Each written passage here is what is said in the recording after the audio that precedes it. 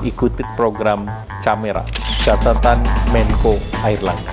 Oleh karena itu, kita butuh figur presiden yang membuat wacana baru. Itu kira-kira Tapi belum dulu. tentu laku. Itu makanya, itu yang tugas kita kan, mengingatkan kepada publik.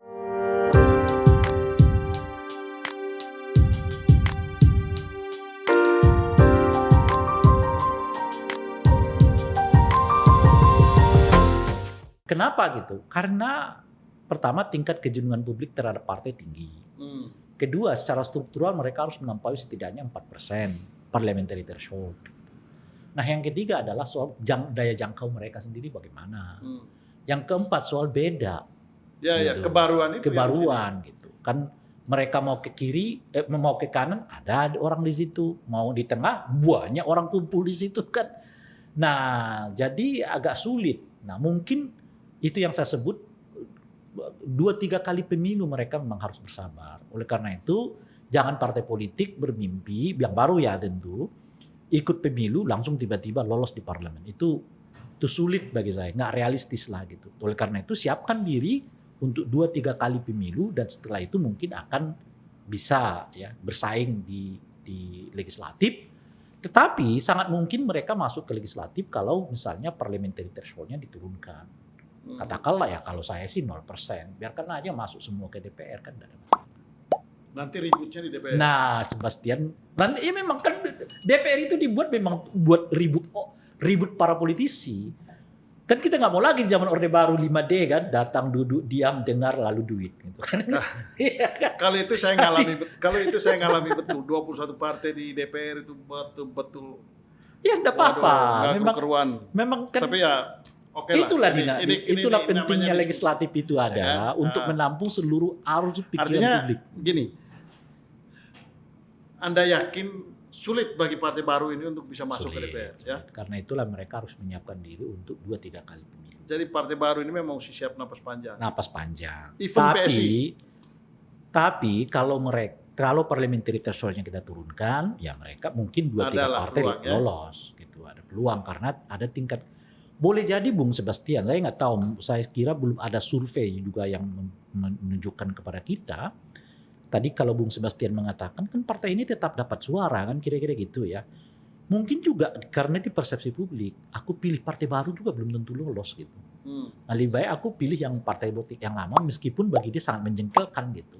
Atau partai baru ini tidak berhasil meyakinkan publik bahwa ya, itu salah di tempat satu. yang baru ini harapan kalian ya, bisa diperjuangkan. Itu faktor itu mungkin ada. Ya. Nah, tapi ini kan banyak kan varian mesti faktor. ada sesuatu yang ekstrim berbeda dari partai lama. Tapi kan ada banyak faktor lah ya. Salah satu faktor yang Anda sebutkan itu tadi, orang tidak melihat antara partai ini dengan partai ini bedanya di mana, kecuali orang-orangnya beda gitu ya. Tapi kalau pada calon presiden itu kan orang bisa sosok yang baru itu bisa tampil dan bisa jadi gitu karena melihat ada sesuatu yang berbeda gitu. Nah, kalau 2024 menurut saya nggak akan ada perbincangan tentang kebaruan untuk calon presiden. Ya karena semua baru.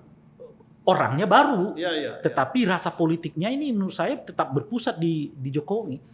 Nah, kenapa saya sebut dengan berpusat di Jokowi? Orang memilih antara yang mau melanjutkan apa yang dilakukan oleh Pak Jokowi atau sebaliknya orang memilih karena berbeda dengan Pak Jokowi. Jadi figur sentralnya tetap Jokowi. Cuman milih calon presiden yang mau melanjutkan yang apa yang dicapai oleh Pak Jokowi atau memilih calon presiden yang berbeda dengan Pak Jokowi. Atau dengan kata lain yang melihat era Pak Jokowi ini berhasil, maka mereka akan mencari sosok yang melanjutkan.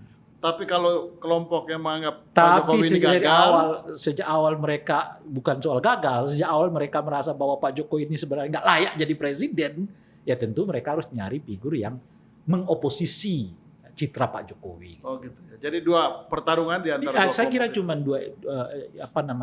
makanya nggak akan ada ide baru itu yang saya sebutkan tadi. Yang ada adalah ya membangun image antara mereka pro Jokowi, oposisi dan pro itu mereka aja. Oposisi Jokowi gitu. Oh gitu ya. Jadi ini pesan bagi bagi calon presiden yang akan datang. Oleh karena itu kita butuh figur presiden yang membuat wacana baru.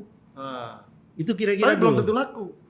Itu makanya itu yang tugas kita kan mengingatkan kepada publik karena figur-figur ini, katakanlah misalnya yang bermunculan sekarang ini kan, menurut saya kita nggak mendiskusikan sebetulnya apa yang mau mereka lakukan 2024, kecuali bahwa mereka itu tadi merupakan bayang-bayang yang seolah-olah melanjutkan Pak Jokowi atau yang seolah-olah mengoposisi Pak Jokowi. Cuma itu aja. Tapi apa yang akan terjadi pada 2024 kita nggak tahu. Nah, saya kira kewajiban kita sekarang di masyarakat umum ini adalah mendesain ya pekerjaan para calon calon presiden 2024 yang datang dengan agenda-agenda besar itulah kemudian kita taruh di muka mereka atau di hadapan mereka soal kesiapan mereka. Boleh jadi di tengah seperti itu ada figur baru yang memungkinkan kita mendorongnya sebagai calon presiden kalau kita misalnya menginginkan 2024 itu tahapannya udah begini gitu. Misalnya di bidang ekonomi kita begini tahapannya. Di bidang budaya tahapannya begini. Di bidang kesejahteraan tahapannya begini. Kesehatan tahapannya. Even terhadap di bidang teknologi. Apakah misalnya teknologi ini memungkinkan kita masuk ke level negara-negara dengan peran teknologi yang besar atau tidak gitu. Itu yang menurut saya perlu disusun oleh masyarakat sekarang ketimbang lihat gimmick-gimmick dari para calon presiden ini. Cuma bangun stadion tiba-tiba jadi calon presiden gitu kan. Oke, Bung Rai. Jadi kita sudah ada di terakhir ini. Nah, apa pesan penting Anda untuk penyelenggara pemilu yang sedang? Saya kira kalau pesan saya cuma satu sekarang ini, karena sekarang ini ya, saya nggak tahu ke depan, karena saya melihat peran Bawaslu-nya ini masih kurang efektif. Oh gitu ya, dari proses ini ya, masih peran Bawaslu. Peran Bawaslu, saya kira Bawaslu harus mulai berperan dari sekarang. Fokus, jangan menunggu kampanye. Fokus, kemudian juga tanda kutip ladenin ini tiap hari. Ini kan kita lihat Bawaslu-nya masih kayak komentator juga gitu ya. Kayak pengamat gitu ya. Oke, Bung Ray. Siap.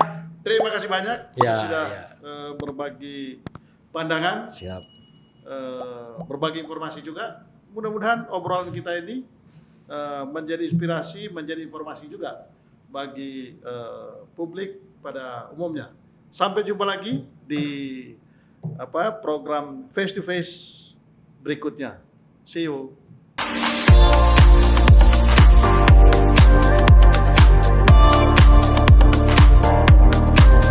Ikuti program Camera, catatan Menko Airlangga.